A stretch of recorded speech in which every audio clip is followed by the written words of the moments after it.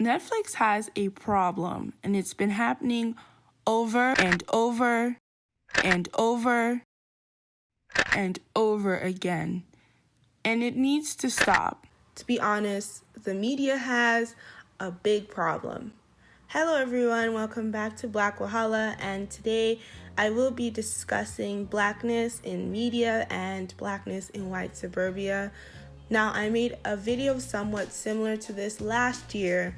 However, this video will be primarily talking about blackness in white suburbia, the lack of stories about black people in suburbia, and I'm going to throw in some personal experiences as well as my usual sociological and historical analysis. Over the past 20 years, suburbs have diversified along racial, ethnic, economic, and citizenship lines. The suburbs now house more than half of metropolitan areas' students of color. While Black people have increasingly moved into suburban areas since the 1960s, we have faced many challenges, especially when it comes to education and housing, that continues to be problems in suburban neighborhoods. However, we are also often overlooked in discussions of educational inequality, gender oppression, economic oppression, and racial oppression in the suburbs. I'm a Black girl who has lived in white suburban communities since the age of 7 up until the age of 18. While I grew up in spaces where people never looked like me or had any of the same experiences, my parents worked very hard to surround my siblings and I with people who looked like us, people who had similar cultures to us, and experienced similar difficulties and issues as us. My Black identity has never been something I struggled with. So if you thought I was gonna go on a whole, woe is me, Black people don't like me because they thought I was white tirade, this is not that type of video, because that was never my experience. I didn't have a lot of trouble getting along with Black people because they were my community, they were my friends, they were my mentors, they were my family. Now, if this was your experience living in suburbia as a Black girl, I'm not going to diminish that experience because I know it happens, and I'm so sorry to you because we all deserve to feel welcomed and loved by our communities. I hope that y'all who had that experience and are hopefully now in a good place in your understanding of your identity. Even though rejection from my community was not an experience I had, I definitely struggled with the realities of being the only one in many spaces. I struggled with the identities people always attempted to project onto me, or the categories they tried to place me, and in general, I struggled with the blatant ignorance, and believe me, there was lots of that. As a child and a teenager, I always turned to movies, TV, and the internet to escape, but I never saw myself on screen, or if I did, she always looked particularly beige. Yeah, that's all you can say. Can you come up with something else? Can you come up with something else? So there really is a problem here, and frankly, we all see it. We all know it. It seems like darker skinned girls do not exist on the screen. There's already a lack of representation of young, emphasis on the young Black girls on the screen in mainstream media. And when we do get representation, it usually is just lighter skinned Black girls or lighter skinned biracial Black girls. I'm not going to go through an in-depth discussion of colorism in this video because, again, I've already done that, but I will give you a definition of what colorism is just in case you are unaware. Colorism, as established by scholars, so we will not be entertaining any discussions of if it exists or not on this channel. Sorry, it does. It is a form of discrimination in which individuals are accorded different social and economic treatment based on skin color and or phenotype. It is the distribution of privilege and disadvantage according to the lightness or darkness of one's skin, with favoritism typically granted to those with lighter skin. Colorism affects people's work prospects, income prospects, dating prospects. It affects how you get treated in hospitals, schools, and unsurprisingly, colorism is also impacting Black representation on screen.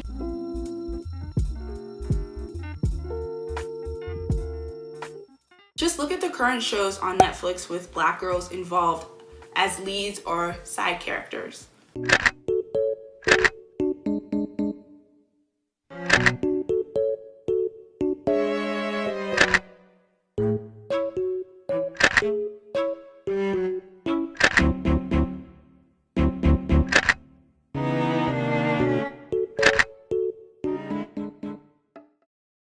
Of the 2,200 Netflix TV shows currently in their roster, I could only find 27 TV shows.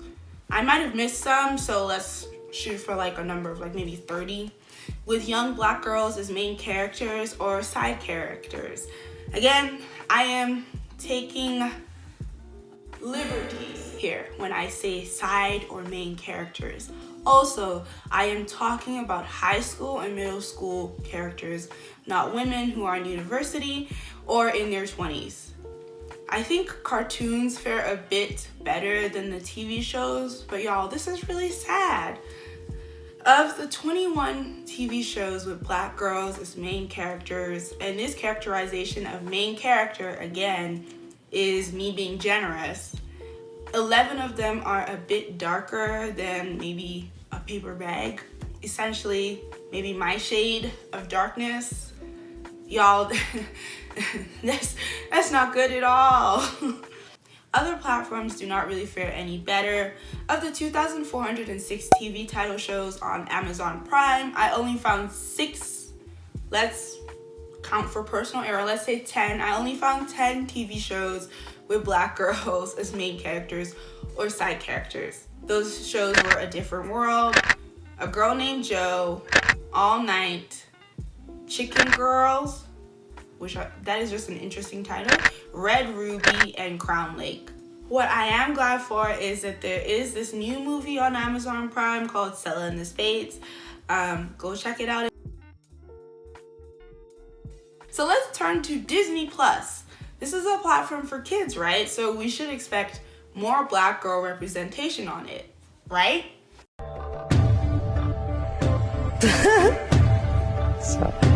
Of the 72 TV show titles, 13 of the show's stars are black girls, and they're either main or side characters. Of the TV shows that have come out in the 2010s, only 5 of these shows, Jessie, Raven's Home, Ant Farm, Casey Undercover, and Bunked, starred or are currently starring a darker skinned girl as the main or side character. Currently, only Raven's Home has a darker skinned girl on the roster. So let's take a look at the movies.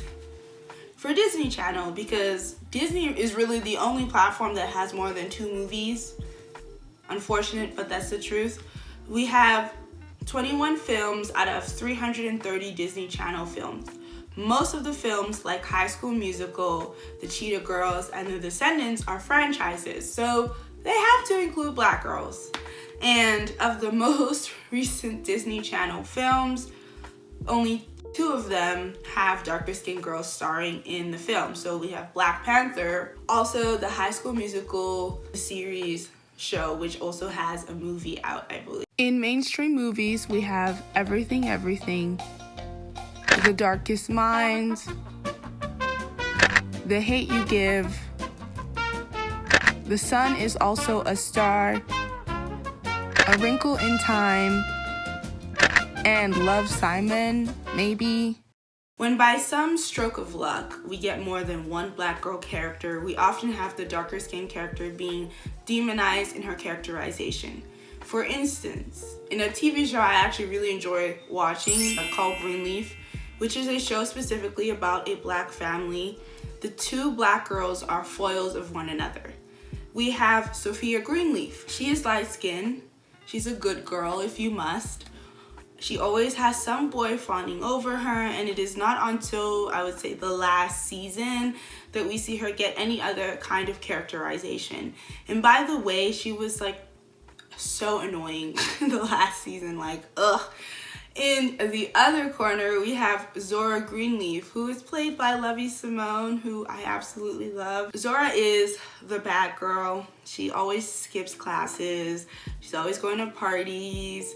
She's doing drugs. She's hanging out with boys that aren't really good for her. Is it really a coincidence that in this show about a wealthy black Southern family, at least I assume that they're Southern, the 2 young black girls on the show displayed typical stereotypes about dark-skinned and light-skinned people? Unfortunately, there are not even enough black girls on screen for us to even have stories about black girls living in suburbia or in general, black girls living and going through school black girls living in their neighborhoods. We don't get to see that on screen.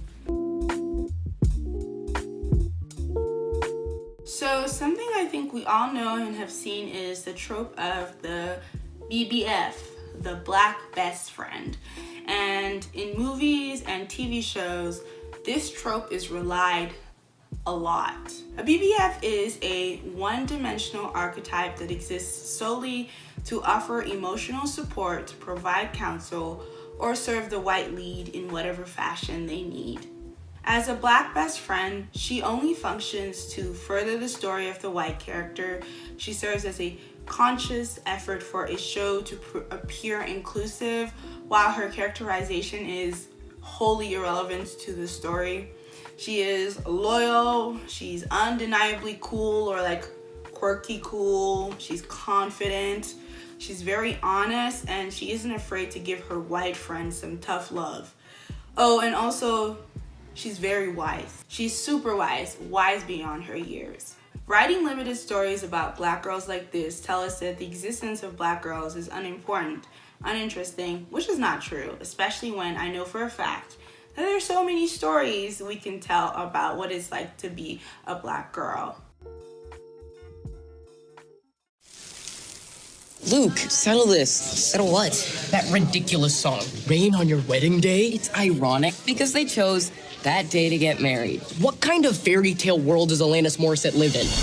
Canada. Guys, we're in high school now. So I know people do not want to hear this, but black boys do fare better representation-wise when it comes to the media. We see black boys standing in for the proverbial minority character. They are considered first for what can be represented as black. There are shows about the issues black boys face in their communities. They get to be superheroes, they get to date and be the love interest in movies and TV shows. They get to explore their sexuality on television and movies. Now, I'm saying this not because I am angry with this, because I full-heartedly believe that the experiences of black boys should be represented, and I am fully aware that black boys also face the same tokenization and stereotyping black girls face in the media. Case in point. I gotta catch that. I really don't like her, you know? Like, she just makes my... Okay, what's up with America's Most Unwanted? I have to... Come on. Well, just let me... Okay. BuzzFeed or Vice. What is this, the 90s? Michelle Obama got paid to go on a date with Barack, and look how great that turned out. Is that true? I don't know. But it could be true, and that is my point. But it is different for black girls. Furthermore, black boys do have a different experience in high school, especially in white suburbia, in comparison to black girls. According to the scholar Megan Holland, black girls report feeling uncomfortable because of the racism they experience from their peers and teachers. And these girls do not have the same access to social integration as black boys, who are able to gain social status as athletes and embody the urban hip-hop star and the coolness black boys are afforded because of that stereotype. That stereotype, which is a masculine stereotype, which in general increases the social status of men. Rather, black girls are characterized as hypersexual and lacking mainstream social habits, which influences the way our peers and teachers interact with us. Black girls cannot access the stereotypical sense of femininity in the way non-black girls can. Black girls gain popularity by who they are friends with. So if your friends are the rich, white, popular girls, you are able to gain social status. In this hierarchy, black girls tend to be placed at the bottom, especially if you do not embody the stereotypical image of a cool black girl. Black girls are seen as loud and obnoxious, and we are essentially dehumanized for this. For instance, I remember for the first time in my 7-year career in predominantly white schools, I had more than one black girl in my class. And these other black girls were two friends I've known since childhood. And what was even greater is that we were able to congregate and hang out in a way that I had never been able to before within those 7 years. So imagine my absolute joy in finally having people who really understood me, people who I didn't have to behave in a certain way to avoid being treated like I was less than a human being. So one day we went on a school hiking trip. On the bus ride, my friends and I were laughing. We were making jokes, and I guess this really intimidated the white kids around us. Maybe because they weren't used to having that many black people congregated in one space at the same time, or maybe it was we were just being loud. But in my opinion, everybody else was just being as loud. Then this boy who, I kid you not, looks like Gollum from Lord of the Rings, and who also was a full-blown racist. He once argued for the benefits of slavery in a social studies class, unprovoked. He turned around and started moving his neck up and down and started to mock the way that we were laughing. Of course, I shot back, but he just continued to mock us. It did bother me back then, but if there's one thing that I've always known, even as a child, is that no Gollum-looking white boy is going to make me feel bad about being my unapologetically loud black self. And I moved on. In my middle and high school, which was a university preparatory school, the student demographics were exceedingly white with a few minorities. In general, I'm certain that the minority population didn't even make up to 10% of the students, talk less of like black students, in which we were physically able to count on one hand. I realized that what Dr. Holland has said is very true. I saw it in real time. If I compare my brother and his black friends' experience in high school to my experience in high school as we went to the same schools, this gap is clear. My brother, who was an athlete, was definitely afforded the social currency of coolness. This isn't to say that my brother never faced instances of discrimination or microaggressions, because he definitely did, but he didn't really face social consequences for finding offense in these situations. Or what I think is most likely is that he never was prompted to say anything because he really didn't see it as a problem. I mean, he still doesn't really see it as a problem. He was cool, and if he had to play along with some of the racist mess, it would be okay, because once they got to know him, they would realize that not all black people are like that. As Holland notes, although black boys face racist actions by their white peers, they often feel that they can overcome those instances if their white peers just get to know them better. While black girls tend to not feel this way, I also experienced this discrepancy.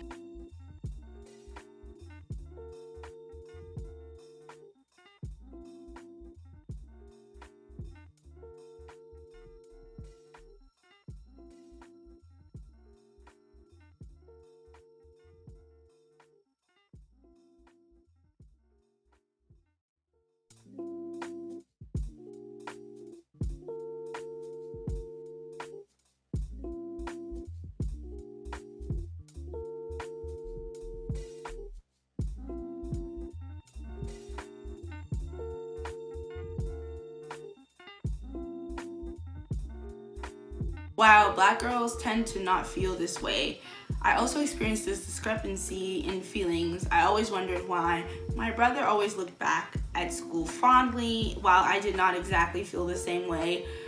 We went to the exact same schools, but our experiences were totally different. Now that I'm back in suburbia because of Miss Rona, I remember the deep unhappiness I felt in primary and secondary school, and I think back to what I would have given to be able to watch TV shows that discuss all these realities seriously and creatively. I wanted to see TV shows and movies that talked about the realities of being a black girl, suburbia or not, and I still do.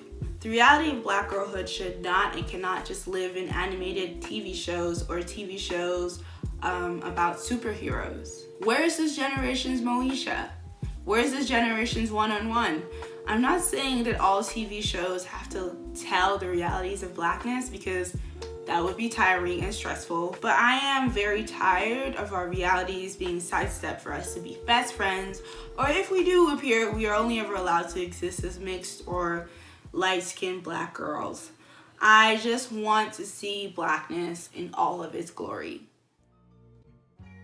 Thank you for watching. If you'd like to hear more from me, please like and comment in the comment section, Also, please don't forget to subscribe to my channel and click the bell icon to get notifications of when I upload next. Quick plug, I had a comment asking me to make a video about coronavirus, China, and Black people, but I honestly do not think I really have the range. Maybe I'll change my mind, but for now, I don't think I will be making a video. I suggest checking out Intellectual Media's video about it. They do a great job and their videos are great and they're super informed and well researched. So also check their channel out and check the video out if you're fiending for some content about coronavirus and Blackness. Okay, thank you for watching again. Bye.